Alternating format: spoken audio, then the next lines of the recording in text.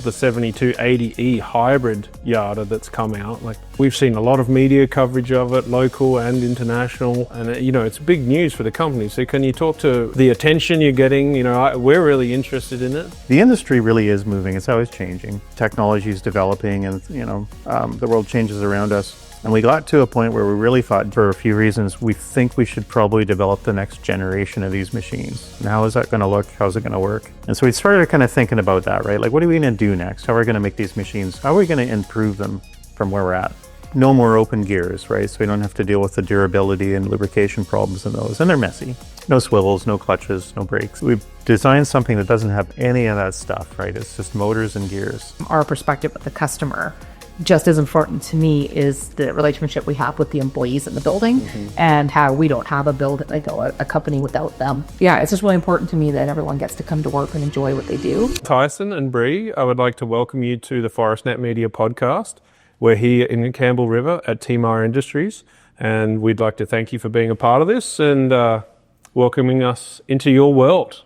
Thanks for having us. Yeah, thanks for having us on the podcast. So today we're going to talk about your personal history, the history as a family involved in the industry, the history as a manufacturer on Vancouver Island, and the significance of that. Part of this podcast is about showing our viewers and the industry, the people, the innovation, the technology that is coming out of a small place like Campbell River, and how that relates to the industry and the quality of the products that you're producing. So let's start with your story. How did you get involved in the industry? What kind of study and education did you do to learn about building these grapples and these swing yarders? No, I took a pretty weird path to get here. Well, starting as a kid, as Bree did, working in the shop, in summers and things like that, sweeping the floors, digging holes. Once in a while, they'd let me touch a machine tool for a little while. But yeah, just being around the shop, it was just a means to an end at the time, of course. That interest in the machinery was kind of always there, fostered by that. I went off and went to school, got a degree in computer science, worked in the IT industry for many years. But eventually kind of grew tired of doing that. Came back to the island and started working at the shop in around 2011 or so. Sounds about right. Came back, just working here, and it's sort of a clerical role, really, or organizing, which turns out isn't my strong suit, but machinery is. So fortunately, kind of moved in that direction.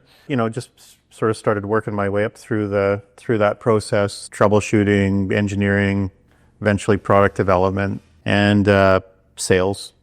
Yep.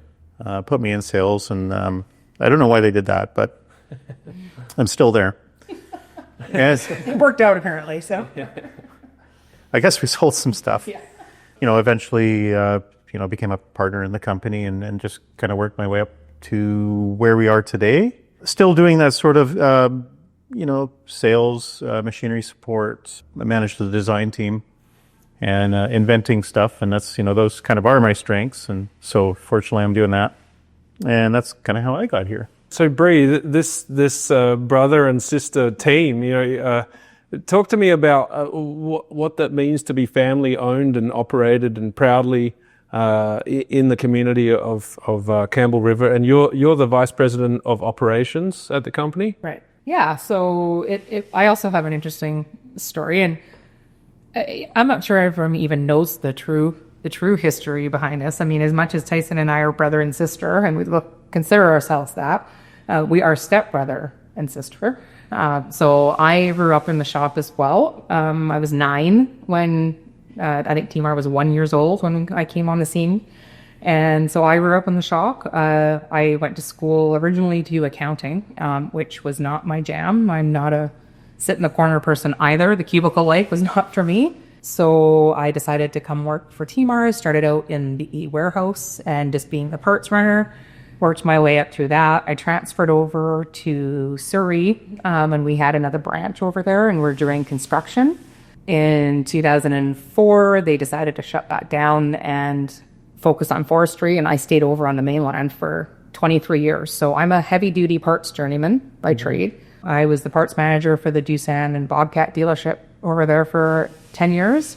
Yep. And decided that it was during COVID, and decided that I was burnt out from that and wanted to change. I obviously was very aware of what the family business had been doing. Tyson had been back for a decade and had been involved, and I was really excited about the things that were happening in the company and thought, maybe it's time for me to go back and look at what that looks like. And again, I actually came back as a sales side of things originally.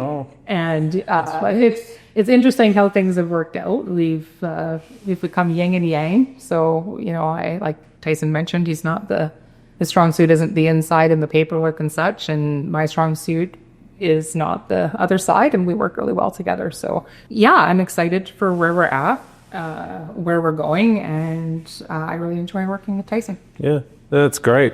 And can you talk to me about the significance of being in Campbell River? Campbell River is a strong forestry town, midway up the island, and Vancouver Island's world renowned for the trees that are produced here and the ruggedness of the land. And so having a manufacturing plant in Campbell River that TMAR did start as a maintenance and support for the industry, and then evolved into now a large manufacturer. So can you talk to me about that significance of being sort of from Campbell River and this company being, here for over 40 years now? 41 now. Yeah, go ahead.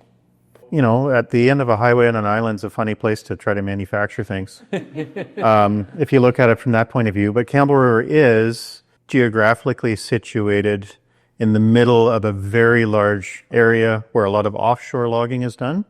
So, inlets and islands and things are to all of that activity. A substantial part of it calls out of Campbell River. The North Island basically hails out of Campbell River, and then a little bit going southward. But there's a very large area with some really unique tree species and products that come out. And Campbell River really is in the middle of that. So in spite of it being at the end of a highway on an island, it's in the epicenter of a really, really interesting wood basket. Well, with a lot of big, cool equipment, Yeah.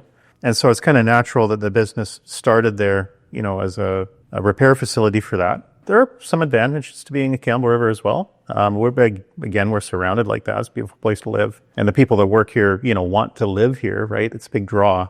So we have that going for us. And to speak to what is around us, that gives us opportunity to test the things that we make and make them the way that we do. There's a reason that our product is as good as it is. And I can say that and be honest about it, is because we are surrounded by people that are willing to help us create that. We get feedback. And because this is the roughest terrain, we make it to work here, it can work anywhere. Mm-hmm. Right? We can scale that to anything, but it's a huge advantage to have that in our backyard. And that's part of the reason we've been able to become a manufacturer. Mm-hmm. Even though the machines aren't even, most of them are made stay here, right? They go to New Zealand, but that all started here from input from people here, right? Yeah. So it's a huge part of who we are and how we've gotten to where we are. Yeah, absolutely. We've got this massive, test lab in our backyard, right? We're surrounded by forests and logging contractors who, use our stuff. And so it's good that way. We're very close to, a large part of the, the customer base where we have access to that. And we have, water access for large machinery as well, and a bit of space around us to try things out. So, so there are definitely some pluses, being out here. Yeah. Besides just Campbell River being a nice spot. Yeah, and we really need to insert some footage of TMAR machines operating to give the viewers a visual of the kind of environment that British Columbian logging is. It's quite spectacular, but it is amongst the most extreme terrain to operate a forestry operation in the world, right? It's not only extreme terrain, but huge trees. It's interesting. I always love hearing Tyson's stories when we've got people coming up to whether they want to come see what we're doing or whatever it is, and they come up from the States and he takes them out and they see a fat truck coming down the mountain and they're just blown away because they didn't even know that existed in this world, or they've only ever seen a picture of it and thought it was fake, right? So it's pretty interesting to see just how extreme it is. Yeah. We're so used to being surrounded by it, but we don't even notice it anymore, right? Because it's just what we do. So it's always fun to kind of see that. We took some customers from the States out to see a machine 2 days ago, and it's up Toba Inlet. And going in there is like going to Jurassic Park, right? Because waterfalls coming off of rocks going into the ocean, and big trees and rock formations. It's just an amazing place, and it's right here. And then, like Bree said, they saw a fat truck coming down, and that truck is 4 times the size of the ones that they use, right? Yeah. And I didn't warn them about that because it's a lot more fun to just, sort of let it happen. And the same thing happens every time. They all jumped out of the truck and they're, Yeah. phones come out and they're taking pictures and they stop the truck and talk to the driver and Yeah. messed around with him for a while, and that was fun. And we just have a really interesting, we're in a really interesting place from a forestry point of view. Yeah. A lot of extremes here, so it's a great test lab. Yeah, an amazing test lab, and it's right at your doorstep. So let's talk about the evolution of the business from its original rebuild and maintenance and service aspect to now being, the largest producer of swing yarders in the world. Let's talk about that evolution. When was that? Where was the fork in the road where the company thought, well, we can build these ourselves? Like that's a pretty big step for a lot of companies to make. What? Okay. You were here, Paul. I was here for that one. Well, you were here for the first one. I was here for the first one. Yeah. It's a long story, but he can speak to this one. The company started off as an idea between 2 guys. Our dad / stepdad, dad, and another friend of his, Gord Olson. And they came up with this concept. At the time, logging contractors in town would work on their own equipment because there was kind of no option. So they would, on the off season, do some work on their machines, and they might take some stuff to a welding shop, and they might take some stuff to a machine shop, and they work away on their machine. And then, this fire season would end or whatever it is that they, had a crew from, and then go back logging for a while, and then come back in the winter and work on it some more. So these machines would be taken apart for 2 or 3 years and just pieces of them all over town, after a while. Not very efficient. So they came up with an idea to have a one-stop shop where you had fabricating and machining and mechanical sort of all under one roof. And people could drop these machines off, like dropping them off at daycare, and come and pick them up in 6 months and they'd be all fixed up. So they took that idea, and I think they went, tried to get a loan from the bank, and the bank said no, but they did it anyway. And they came up with this idea and sort of put their shingle out. And before long, the first machine showed up, which was that one, to be rebuilt. And that's exactly what they did. They dropped it off and just went, here, fix everything. We'll be back to get it in a few months. And that was the business model, really successful model for a lot of years. There's big cable equipment at the time, so these are big machines that facilities like that didn't exist yet. They started, as an industry transitioned to hydraulic machines, shovel logging, hoe chucking, depending on where you're from. The business became a kind of almost a chop shop for excavators. They modified Cabelco excavators to be log loaders, and it was kind of a factory supported program, actually. So it was, official Cabelco stuff.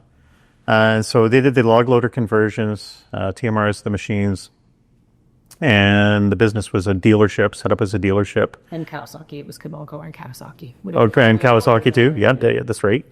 I think he said they sold like 100 or built 150 of those things or so. Of them, and most of them were at M&B, which was then whatever. Oh, I don't remember they do, but yeah, it was a big one. Canfor eventually, and then I think it was Weyerhaeuser for a while. It was Weyerhaeuser for a while. And so on. And that kind of went from, early 90s until about 05 or 4, something like that. 2004. Yeah. Housing crisis came along, caused a few problems in the industry, caused a lot of problems in the industry. That business went away, and the business went back to its original knitting of just, rebuilding, right? So we reset and went back to doing that. And so I'd have been doing that until I came along. I said 2011. We're already starting doing some work on some designs for a yarder because we had a few people around that knew quite a lot about those machines. And 2 of them were the engineers that had designed the yarders for Medill and Cypress equipment, sort of the chief designers for the yarders for those companies. And so there was a lot of knowledge there that really we almost felt responsible for capturing before they retired and left the industry. And so they started working on some designs and some concepts. I guess in would have been 12 or 13, one of our customers came to us and, we showed them the design and everything, and they said, we'll take one. Then we were in the yarder business. Yeah. So then we were a yarder manufacturer. So we built it and delivered it, and it worked, and that was pretty cool. Yeah, and the Log Champ series was evolved. Was born that way. Yeah. And as so those two guys and their team, and they've since retired, and we've did successfully capture that knowledge, so that's cool. The team that worked under them were junior engineers at the time, and they've really sort of grown and developed into their own thing, designing machinery now at a very, very competent level. Yeah. Anyway, we started building those machines, and I think the first one was 2014. By the time it rolled out the door, first 650, the first big one was 2016, and we built 25, 26 of them now. Well, something like that. Tool, the model. Yeah, the different models. Yeah, so then that's just kind of how we got into that business, and it's been a pretty good part of our business. Yeah, Yeah. and of course rolling that into now the 7280E hybrid yarder that's come out. Like, we've seen a lot of media coverage of it, local and international, and it's big news for the company. So can you talk to how the attention you're getting? We're really interested in it. So Yeah, it's pretty exciting for sure. It's been pretty exciting for us to watch. It's been years in the making to get to where we're at. Definitely, kudos to the design team for doing that and creating that. It like I said, it's kind of one of those things where we're in this little beautiful place and we're surrounded by what we've been doing for so long that I forget sometimes that there's an outside spotlight being put on, and that there is that want for that information. So I think it's kind of neat that we're this little place in Campbell River that has worldwide attention right now, and I'm excited for what we've built and what it's doing and what the potential for it is. How about you? What do you think? What do I think? I think it's pretty neat. Having, built these machines and that, so we sort of have an ongoing business building yarders. And this is all rolling along, pretty nicely. But the industry really is moving. It's always changing. yeah, And technology is developing, and, the world changes around us. And we got to a point where we really thought, for a few reasons, we think we should probably develop the next generation of these machines. And how is that going to look? How's it going to work? And so we started kind of thinking about that, right? Like, what are we going to do next? How are we going to make these machines? How are we going to improve them from where we're at? One of the things that sort of really clarified that picture for me is I was driving around with an implementation engineer from Allison Transmission. So they made the transmissions we were using in that particular machine. So he came out to commission and everything. We're driving down the Oregon coast, sort of maybe taking them back to the airport or something. Yeah. And out of the blue, he says, by the way, there's no development on that product anymore. This is the last one we'll design. The engineering team's been disbanded. They're all moved over to electrostatic. You should probably know that, right? So we continue to build these transmissions while there's a market, and there probably will be for a while. But this is the end of the line for this stuff, right? I thought, that's a problem, because we'd already moved to Allison because Cat got out of the business. okay, So I'm going, these are disappearing pretty quick, right?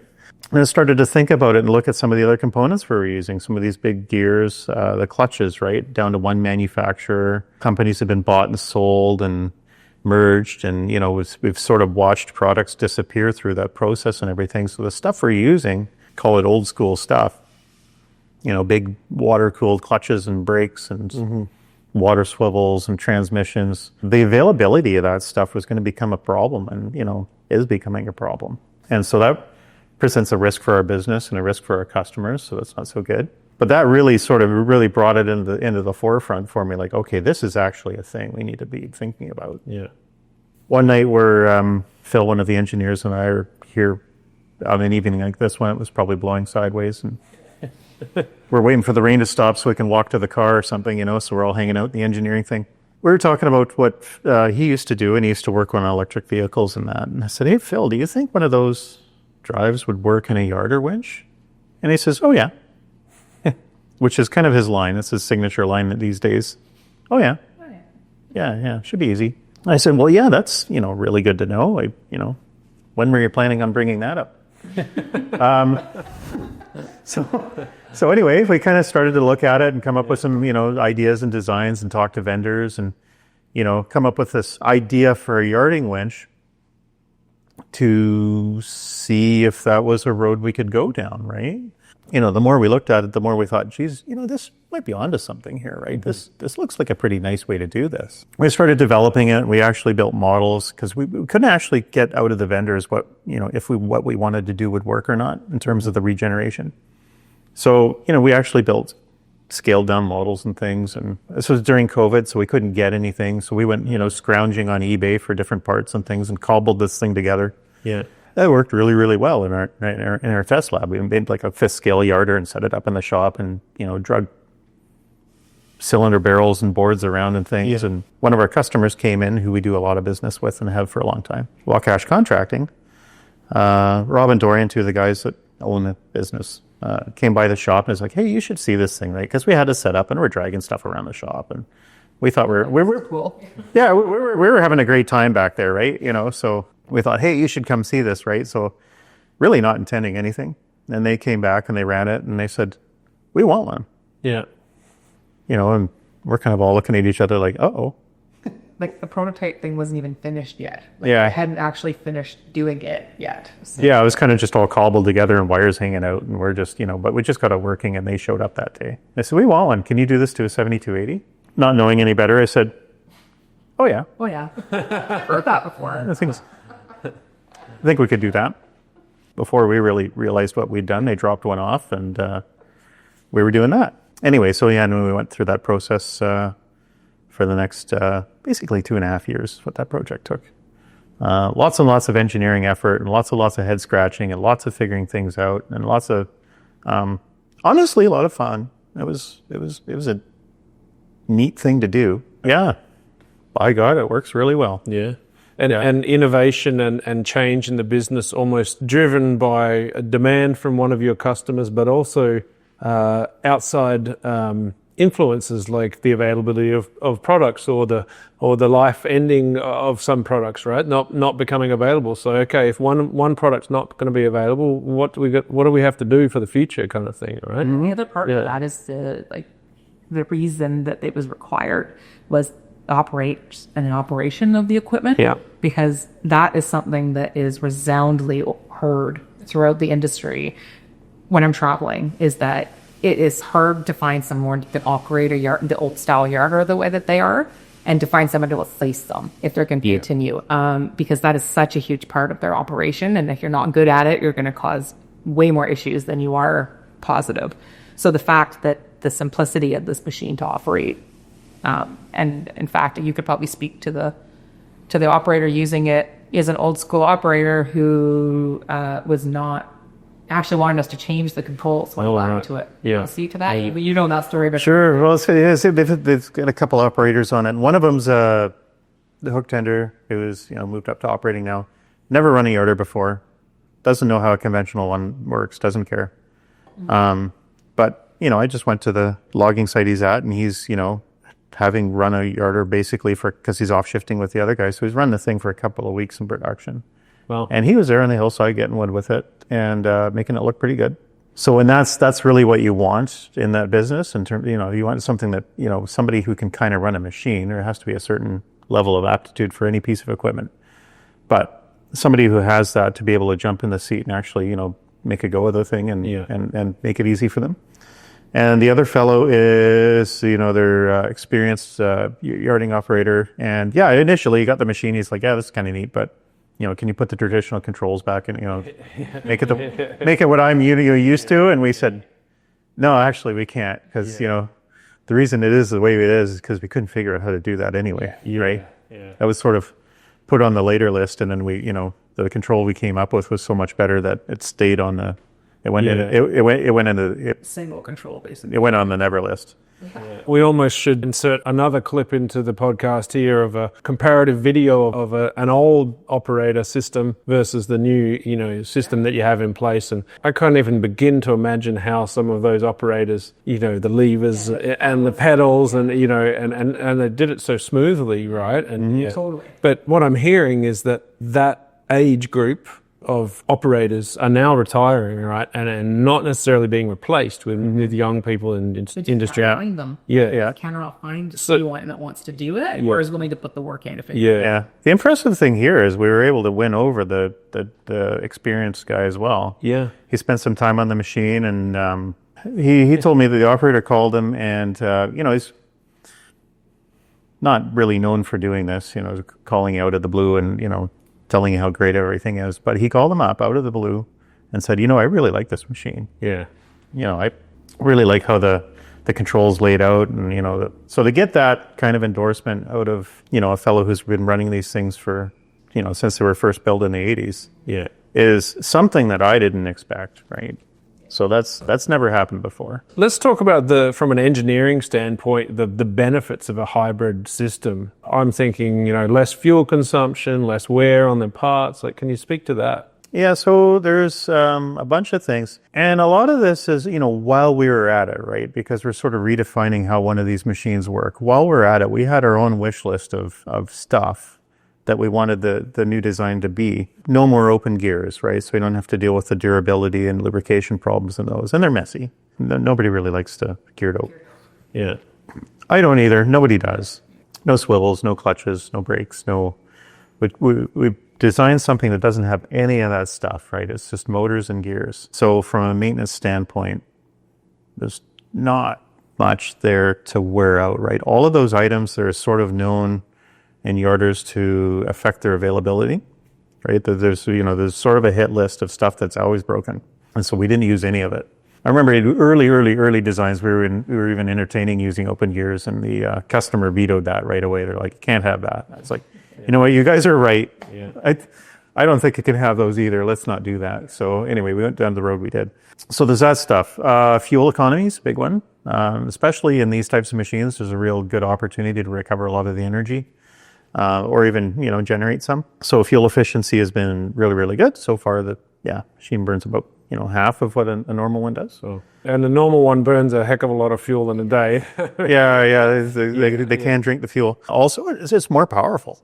Yeah. So one of the really, really important things we wanted to do is not take a machine and say, well, we did this really neat thing, but it doesn't pull like the old ones, or it doesn't perform like the old ones, right? Because it's hard to get loggers on side. It's hard to get myself on side. It's like, well, so anyway, we want to make sure it had, is actually an upgrade in performance as well. The value, where's the value? Yeah. So we wanted the performance to be there, the availability to be there, because one of the cost drivers of a traditional yarder is the downtime that they've sort of come with. And one of the cost drivers is, availability of operators. If you don't have a guy to sit in a seat, you can have some pretty unproductive days, and it takes a long time to learn. So that there's a cost to doing that, to investing in training a new operator. Yeah, fuel burn. So there is all those cost drivers, that value proposition. But at the end of the day, we want it to be, big, powerful machine that was better than what they came off of. We plan everything we do, right? This is the best grapple out there. We want the best whatever, and we want to build it the best we can the first time. Yeah. So yeah, and as a result of this new technology in the yarding business, we've seen quite a lot of attention. Can you speak to that? You've got, I'm hoping you've got customers from New Zealand interested, from the US, from South America. Yeah, we've got, we just had some from the States coming, showing some interest in it here this week. A strong interest from them and the landowner. Yeah. Wanting that on their tree farm for, a number of reasons. Some of it's new logging techniques. Some of it's environmental sustainability, reduced emissions. We should have some visitors from New Zealand probably just in the new year here in a couple months. They've been really, really keen to come over. They're just getting their passports sorted out so that they can come. Yeah, really, we've gotten a lot of interest from every direction. So one of the kind of the cool things about the project is the phone has been ringing. People are very interested in this. I was early on. I was a bit apprehensive that logging being as steeped in tradition as it is, there'd be some resistance to doing things a different way, or to electric machine, right? So whether that would be a cultural problem. And I've found exactly the opposite. People, logging contractors have been waiting so long for somebody to make something better. It seems like they're really keen to, have a look at this technology and see, what it's about, and, if it's something that they can use. Those machines are so important in their businesses, and they really haven't functionally changed in a very long time. Mm-hmm. So compared to other machines that they might have on the landing, where, you sort of scoot into the cab and fire it up and flip the stereo on and, go to town, and they're, you kind of do that every morning. Yeah. Grease a grapple, hopefully. Always. Yeah. Yarders had this sort of culture of maintenance, and, it's the old machine on the block, and you open the door of the cab and brush the sunflower seeds off the floor, and, put headphones on because the thing, is so loud. Yeah. And these businesses are generational as well. Like they are, you're right. So you think too, you've got the older generation getting ready to retire, maybe hand it off, and knowing that their equipment is sort of at that point. Yeah. We've got the younger generation sort of going, hey, this is out there if you haven't seen it. And so we bought that sort of built-in part. The other part that's been coming up a lot lately is I get a lot of requests for us to speak at a lot of the conferences that are happening. Yeah. Typically Tyson does that, so I'm happy for that. So he is going to be speaking at the Pacific Logging Congress coming up November 3rd to 5th in La Quinta that we'll be at. And I just got asked by Craig Olson from where he's the president of the OLC this year for Tyson to speak in February and do a 45-minute session there. So he'll be doing that one as well. So see you there. There's only 45 minutes. Stuff. So we'll be at all of those. We always are, but there's a lot of interest, not even just from the end user, like you said. Right? There's the spotlight on, and Kofi in Oregon wants me to come and speak there too. So very cool. Yeah. And let's switch gears a little bit. What is TMR doing, in the world of education and training to not only build these new machines, but what about your workforce as a local business in Timor? I know you have a lot of students through the facility, and that's a big part. You said you're often touring them through. Yeah, so Tyson's been doing that for a long time, and we made sure that we continue that tradition. I know Tyson's part of the TLA. I'm part of the PLC, or the Pacific Logging Congress, which were both forestry related educational items, thank you, that we really feel is important. So we are there to sort of foster the future of what is needed out there. And I hear that collectively throughout where I visit, that, what are we bringing in behind to make sure that it's sustainable for us to move forward. So for us, because we have the trades here, it allows us to be able to, we had all the trades here, which is kind of a different, I hear that a lot through skilled trades, that we have, because we have what we have here, it kind of gives us an opportunity to showcase all the options. So, and I learned how much interest there is locally. I forget that there's a lot of people that don't know who we are. Yeah. There's a lot of people that know who we are. So we have a lot of, I wish I could hire them all and take all the apprentices on, but we have a long lineup out the door, and we like to make sure that everyone gets a chance to come in and see everything. Ask the questions, anything we can do to support education. We want to make sure that is there at the end of the day. Yeah. Let's talk about the future of the industry in British Columbia. We all know that industry in British Columbia has been through a tough time recently, and in Canada in general, but I imagine that puts a lot of pressure on a family-owned business like Timar. With that pressure, it forces you to diversify and to find different markets. And how has that process been for the company?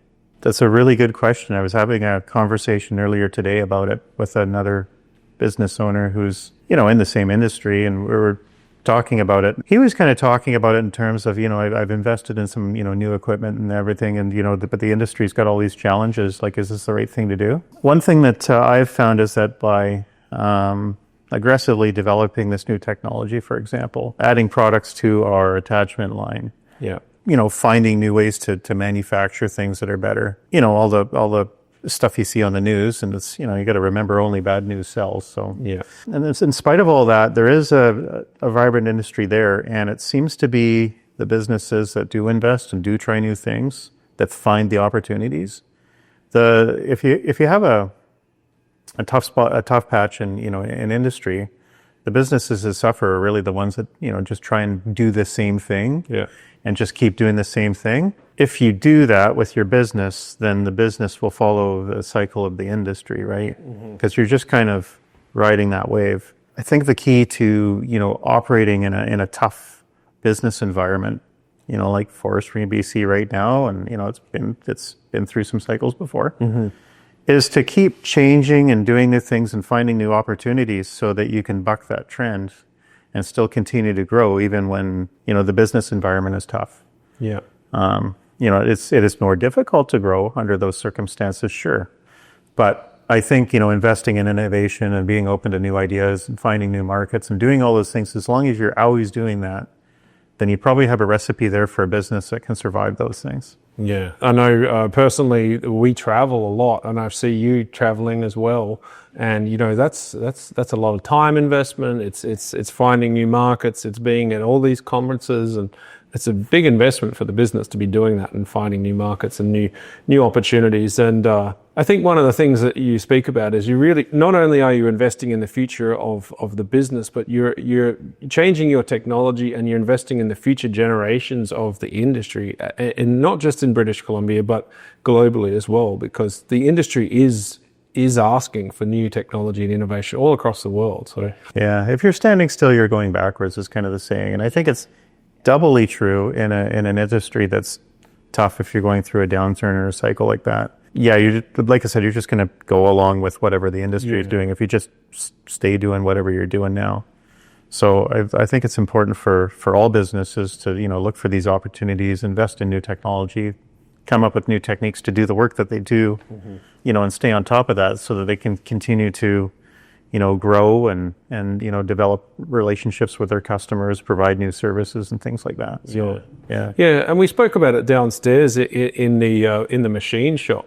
Just the investment alone in the CNC machines and the robotic technology.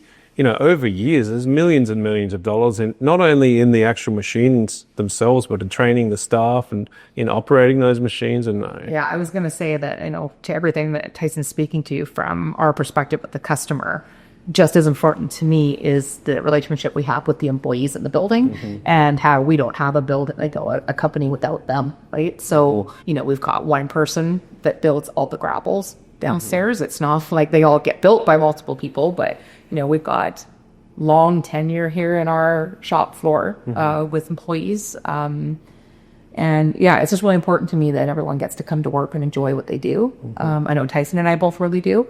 So, we like to lead with that, and I hope that triples down to everyone else and has that excitement and everybody wants to. Because it's not just as this is what we figure out in the engineering department. Does this make sense to you for us to do it this way? Yeah. Because for the longest time, we were just shooting out the stock and going build it. And the guys on the floor are like, why are we doing it like this? This tape right? And so we've learned to collaborate. And it takes everybody in this building for us to actually do what we do. So, yeah. Yeah, and I hear a great sense of pride in being Canadian made. What does that mean to you?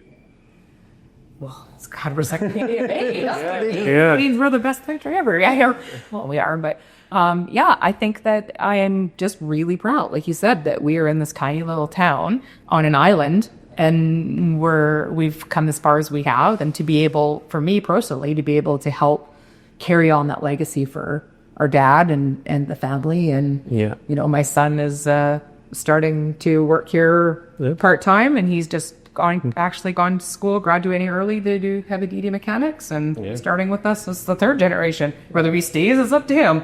Yeah, well, maybe he'll disappear for a few years and come back, right? I hope he does, actually. I hope he does. Yeah, nice. Because I could all your requirements, so. Yeah, no, it's a really cool story, and I hope through this podcast series that we can highlight more companies like Tima and speaking to the people behind the company, the family aspect and the pride that you both have is as a brother and sister team is pretty incredible. So, we're going to wrap it up, but we have been asking everybody a final question, right? And this is it's a sort of big idea question. Is this a really hard one? Yeah, well, it has stumped a few people, but the question, and Sam said to me, maybe I shouldn't keep asking this question, but what does forestry mean to you?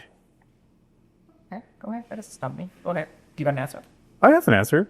You got an answer? Well, you both have to answer it. Well, start off, you don't. Yeah. So what does forestry mean to you? What's your personal significance? What's the interpretation of the word forestry?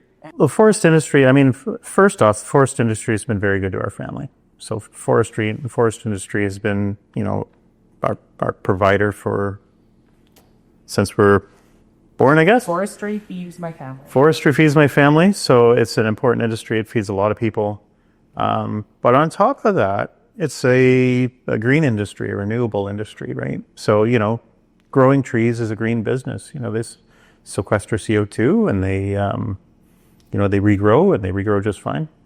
And, you don't damage the landscape when you go and harvest them, and, you can grow them over and over and over. So really as a feedstock for, making things, and, when you're done with it, it's biodegradable. It's a natural material, right? If you chuck a 2x4 in the forest, after a few years, it's gone. The termites come along and eat it or whatever. That's not true of other things. So it's very much a green industry. We can be proud of that. Renewable. Very renewable, full of hardworking people. I love the people that we work with in forestry, right? Salt to the earth, just great people. Very nice, very, caring in their communities, very hardworking. And, so that kind of means all of those things to me. And, it's in terms of industries or, that we could service, it really is a special one for all those reasons. And I think it attracts those kinds of people because it is what it is, right? It is something that you can be proud of doing. You're not impacting the planet, and you're, providing things to, housing and cardboard and whatever, right? Materials. You're doing something for people, and providing jobs for your employees. So I think it really attracts, people who think that's important. Yeah. Mm-hmm. But I mean, it is exactly what that means to me. Is it not only supports our family, but it also is completely renewable and sustainable. But that is my purpose at this point, is the education behind it. Because I know that we're sitting here, and you've asked that question because people think that we are destroying the earth. Right? So for me, that's what it means to me. But it's important to me that we get the education part out so that people understand that it's a safe, renewable, sustainable way for us to move forward, and not have as many negative side effects with what people consider to be a replacement to that. So, that's why it's so important to me. That's why I am part of Pacific Logging Congress. That's why we travel and go and do all of these things, is to try and get that word out there. Yeah. And an industry that a lot of people don't know the investments in new technology and innovation that manufacturers are making, not just manufacturers like yourself, but manufacturers on the milling and the manufacturing side as well, the wood product manufacturing side. It's quite incredible, the AI technology and software. And so it is a really diverse industry with a really great future. So Bree and Tyson, I'd like to thank you for being part of the ForestNet Media podcast and for hosting us here in Campbell River. And we hope to see you again soon. And thanks very much. Thanks for coming and chatting with us and being interested in what we're doing. Yeah, absolutely. Thanks for having us. Yeah.